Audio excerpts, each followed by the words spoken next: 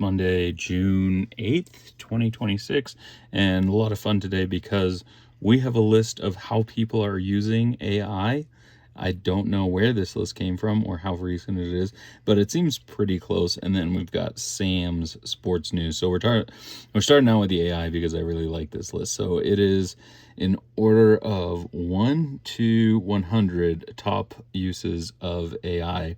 And I think that it didn't do a great job of combining things that are the same, basically, like coding and vibe coding. There's some similarities there. So number 1, therapy, companionship. 2, troubleshooting. 3, fun and nonsense. 4, fan fiction, storytelling. I'm going to stop with the numbers. Technical use of software, autonomous agent operations, relationship advice, which I think might fall under therapy. Work buddy, which I don't know really what that means. Astrology and tarot readings, which is at 9, and I was surprised at that. General advice, fake reality TV, I don't know what that is also, but that's 11. Medical advice, enhanced decision making. So that one comes up a couple times where decision making is like organizing my life. That makes a little bit more sense as its own category. Generating relative images, I think later there's generating images just for fun. Healthier living, I guess. I gotta imagine like doing stuff with generative AI doesn't really make you have healthier living sitting in front of a screen or your computer or your phone asking how to be healthier. I don't think that's ever been super great, but as long as you follow through, I suppose that's not bad. Navigating love lives, search, creative writing. Search is number 18, and we really had that before in a better way. Editing text, vibe coding, enhanced learning, drafting a document, career advice, entrepreneurs, startups, reconciling personal disputes, which again, I think there's like therapy, companionship, deep friendship, work buddy. All of these are really like emotional things, I guess, that a lot of them can kind of fall under the same thing. Let's see. Shopping, homework, breaking the rules. I don't know what that is. Number 29, business advice, personal finance, safe space to ask things, which seems also like advice. Writing blog posts, customer service, writing social media copy, which writing copy comes up a number of times on this. Raising, guiding kids, writing CV, resume, ad, marketing copy, building a website app, which probably falls under vibe coding.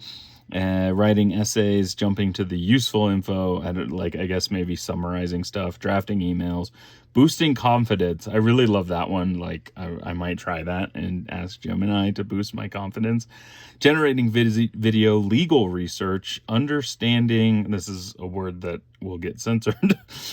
Generating ideas, planning workouts, which also seems like living healthier, enabling better conversations with doctors, tracking medical symptoms, fact checking, which is great because you're fact checking with something that is notoriously bad at getting the facts right.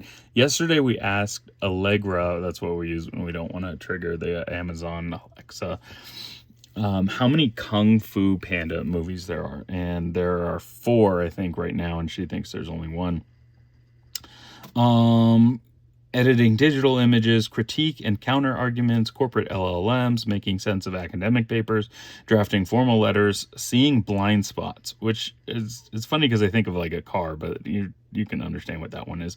Adjusting the tone of a writing, disputing a fine, motivating yourself, deep and meaningful conversations, exploring religion, fixing bugs in code, travel itinerary, creativity, summarizing content, language learning, learning at work, improved coding, exploring topics of interests, negotiating a deal, cooking, refining prompts, classifying by criteria, language translation, Excel formulas, Dungeons and Dragons, which is at 77, and I wouldn't really have thought about that one.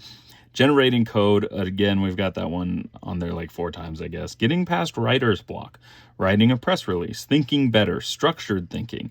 Those are 81 and 82. Creating a holiday itinerary, personalized learning, finding purpose, interacting with the deceased. This one I really like. This one is number 86. And if it brings you some amount of comfort, that's great. Interacting with the deceased is really something someone somewhat close to me thinks that should be the ultimate goal of the singularity and AI and robotics, is that we should never die. Our bodies and our consciousness should exist as robotics and uploaded to like be computers, but ourselves. Evaluating copy, strengthening argument, preparing for interviews, knowledge checks, data manipulation, generating a lesson plan, which I'm also surprised this one isn't higher. If I was a teacher, all I would do is type in what I need to teach to an LLM, and then I would just check out. And I think teachers, given the level of pay, they should really look into that more. Reply to emails, making a complaint, recommending movies, books, etc., building a business plan, explaining legalese, coding for amateur, using Microsoft Office apps, writing realistic copy. So there you go. That's the list of top 100 from that list. I think it's pretty accurate. I don't hate that list. I think there's repetition in it, so there's probably really only like 50 reasons in there, but I think they're a good 50. So the French Open final, men's final, was fantastic. And I think Sam, sports news from Sam, he's just saying that was all fantastic. Spurs got a win tonight. Tip-off is in like 4 hours. Sorsby appeal denied. Does he enter the NFL supplemental draft? I don't think anyone takes him. Update! Exclamation point, 3 exclamation points. NCAA ruled Sorsby is ineligible, but a Texas court just filed an injunction and he's eligible. He does have to sit the first 2 games, which is interesting. And for Sam, really makes me wonder why the NCAA still exists. So that's a good question. There we go. That's the day. Wear a helmet. Don't text and drive. Bye.